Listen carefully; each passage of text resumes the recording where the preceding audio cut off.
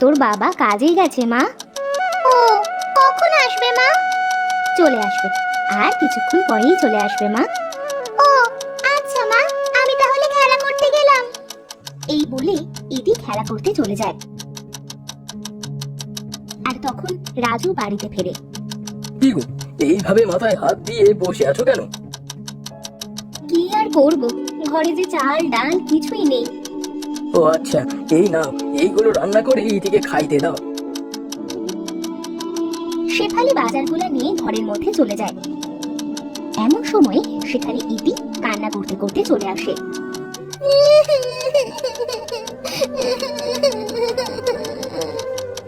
কি রে মা, কান্না করছিস কেন? বাবা জানো, রাফি আমায় ধরে মেরেছে। তোকে না বলেছি রাফির সাথে খেলা করতে যাবি না? চল ঘরে চল।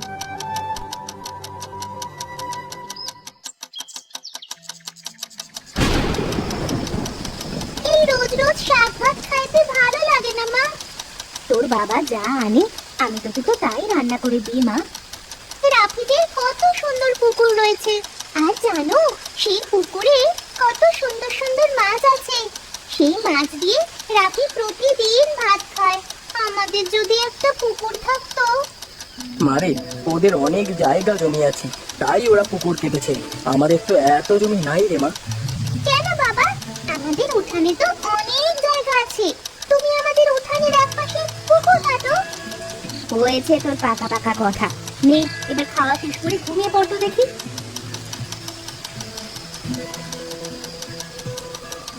বউ, ইতি তো খারাপ কিছু বলে নাই। আমরাও পারি উঠানের এক পাশে একটা পুকুর কেটে তাতে মাছ চাষ করতে। তা তো তুমি ঠিক বলেছো। আর এখন যা বৃষ্টি হচ্ছে তাতে পুকুরের পানি ফুরাবে না। কাল সকালে পুকুরের কাজে লেগে যাবো ভাবছি। রাতে শেফালি খাওয়া শেষ করে ঘুমিয়ে পড়ে।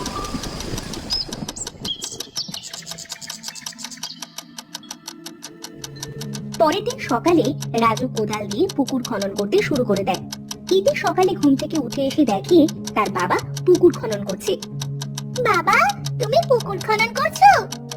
হ্যাঁ মা, এখানে মাছ ছাড়বো। কি মজা, কি মজা, আমাদের উঠানে মাছ চাষ করব। হ্যাঁ রে মা, আমাদের উঠানে আমরা মাছ চাষ করব। চল এবার খেয়ে পাঠশালায় যাবি, চল। এরপর শেফালি ইতিকে নিয়ে ঘরে যায়। তখন লিটন সেখানে আসে। ও রাজু ভাই, এখানে কি করবে? মাছ চাষ করবো ভাই। তাই এই ঘরের সামনে মাছ চাষ করবে? হ্যাঁ ভাই, কি করবো আর, আমার তো জায়গা জমি নাই, তাই উঠানেই মাছ চাষ করব। তা বেশ ভালো। কি মাছ চাষ করবে ভেবেছো কিছু? না ভাই, দেখি কি মাছ চাষ করা যায়। আচ্ছা, আমি এখন যাই ভাই। এই বলেই লিটন সেখান থেকে চলে যায়। রাজু উঠানে মাছ চাষ করবে। বিষয়টা তো দেখতে হবে। আর করুক না, আমারই তো ভালো।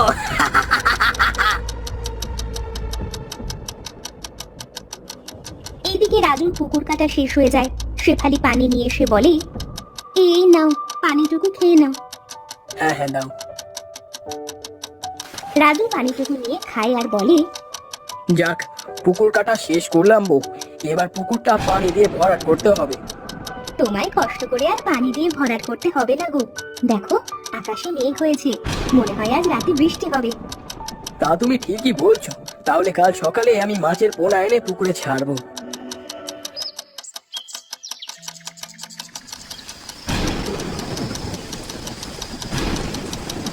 তুমি সত্যি বলেছিলে বউ, রাতে বৃষ্টি হবে। আহ, কত বৃষ্টি হচ্ছে, আমাদের পুকুরটা পানিতে ভরে যাবে। বাবা, তাহলে কাল পুকুরে কি মাছ ছাড়বে? শোনো, আমি বলি কি, তুমি কিছু রুই কাতলা মাছের পোনা এনে ছাড়ো। আচ্ছা, তাই করব। ইতিমা, যা মা, এখন গিয়ে ঘুমিয়ে পড়। ইতি সেখান থেকে চলে যায়।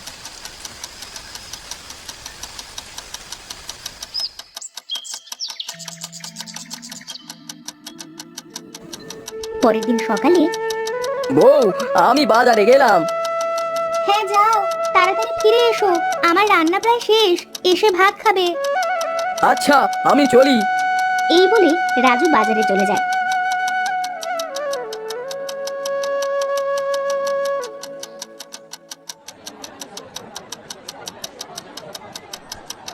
দাদা, আমায় কিছু রুই আর কাতলা মাছের পোনা দেন তো। ঠিক আছে দাদা, আমি দিচ্ছি। এরপর হরেন রুই আর কাতলা মাছের পোনা রাজুকে দেয়। তোমার 300 টাকা হয়েছে দাদা। এই নিন দাদা আপনার টাকা। রাজু মাছের পোনাগুলো নিয়ে বাড়িতে চলে আসে।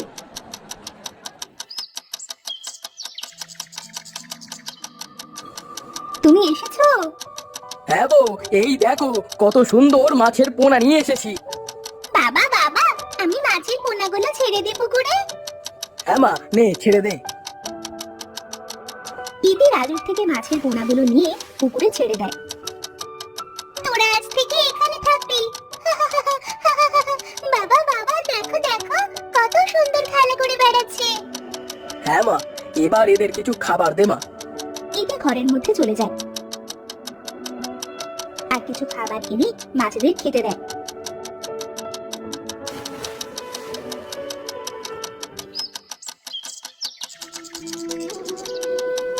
এইভাবে প্রতিদিন ইতি মাছগুলোকে খাইতে দেয়। দেখতে দেখতে মাছগুলো অনেক বড় হয়ে যায়। একদিন, ওগো, মাছগুলো তো অনেক বড় বড় হয়েছে, বলি কি এবার মাছগুলো বিক্রি করে নতুন মাছ দাও। হ্যাঁ, আমিও তাই ভাবছি, দেখি কাল নিয়ে যাব বাজারে। সেদিন রাতে লিটন দুইজন লোক সাথে করে পুকুর পাড়ে এসে দেখে মাছগুলো বড় হয়ে গেছে আর সেই মাছগুলো খেলা করছে। আমি যা আন্দাজ করেছিলাম তাই তো হলো। বোকা রাজু ও মাছ চাষ করবে আর আমি সব মাছ মেরে নিয়ে যাব। এই তোরা নেমে পড় পুকুরে, আর সব মাছ ধরে নিয়ে যাব। লিটনের কথা শুনে সবাই পুকুরে নেমে যায় আর সব মাছ ধরে। ওস্তাদ, অনেক মাছ দেখেছি এই পুকুরে, আর কত বড় বড় মাছ। হ্যাঁ রে, চল চল এবার এখান থেকে কেটে পড়ি। এই বলে তারা সেখান থেকে চলে যায়।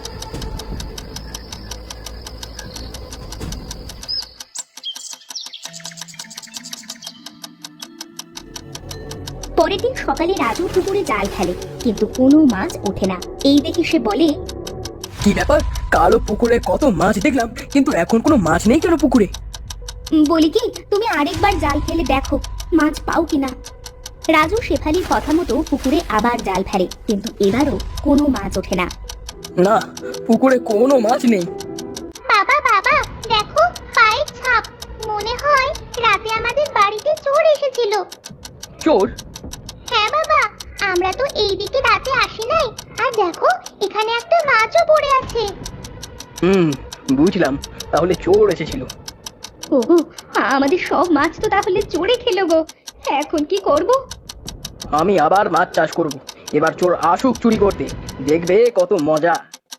এই বলে রাজু আবার বাজারে গেল মাছের পোনা কিনতে।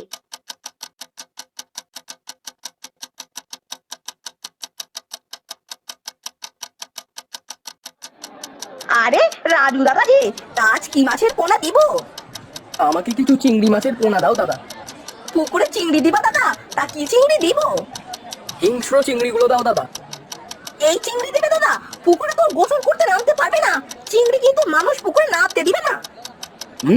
আমিও তো সেটাই চাই।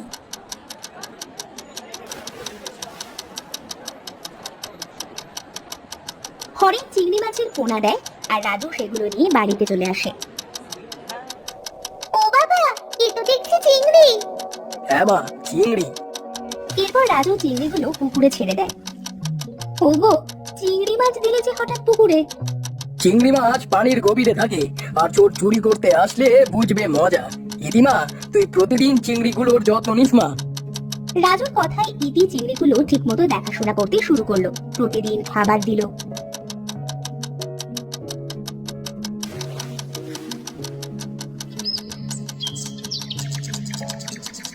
এভাবে দেখতে দেখতে চিংড়িগুলো অনেক বড় হয়ে যায়।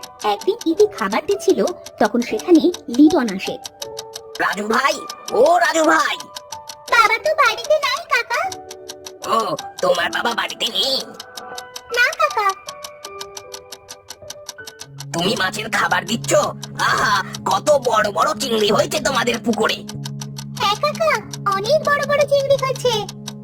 আচ্ছা মা, আমি তাহলে আসি, পরে তোমার বাবা আসলে আসবো নে। এই বলে লিটন সেখান থেকে চলে যায়।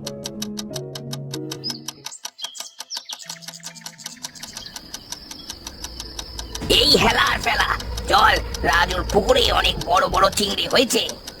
চিংড়ি মাছ? চিংড়ি মাছের অনেক দাম ওস্তাদ। হ্যাঁ হ্যাঁ, এবার দানটা ভালোই মারা যাবে, চল। এই বলে লিটন তার লোকেদের সাথে করে পুকুর পাড়ে আসে। শোন, কথা কম বলে চল পুকুরে নেমে পড়ি আর চিংড়িগুলো ধরে সরে পড়ি। এই বলে লিটন তার লোকেদের নিয়ে গিয়ে পুকুরে নামে। সাথে সাথে চারিদিক থেকে চিংড়ি মাছের কাঁটা ফোটাতে শুরু করে। ওরে বাবা রে, ওরে মারে, মরে গেলাম রে, মরে গেলাম। চেঁচামেচি শুনে সেখানে রাজু, শেফালি, ইতি ছুটে আসে। লিটন ভাই, তুমি আমার মাছ চুরি করতে এসেছো? আমার ভুল হয়ে গেছে রাজু ভাই, ও মারে, ও বাবা রে, ও আ ও ও আ আ। কি মজা, কি মজা, চিংড়ি মাছ দিচ্ছে খোঁজা। দেখ দেখ কেমন লাগে আমাদের মাছ চুরি করা। এই পালা পালা, মনে থাকলে আর এই পুকুরে মাছ চুরি করতে আসবো না আর। এই বলে লিটন তার চেলাপেলা নিয়ে সেখান থেকে পালিয়ে যায়। দেখেছো বউ, দেখেছো চোরকে কিভাবে শাস্তি দিতে হয়? তোমার মাথায় যে এত বুদ্ধি, আগে জানতাম না। কাল সকালে মাছগুলো মেরে বাজারে বিক্রি করে এসো। ঠিক আছে বউ। পরের দিন সকালে রাজু মাছগুলো মেরে বাজারে বিক্রি করে।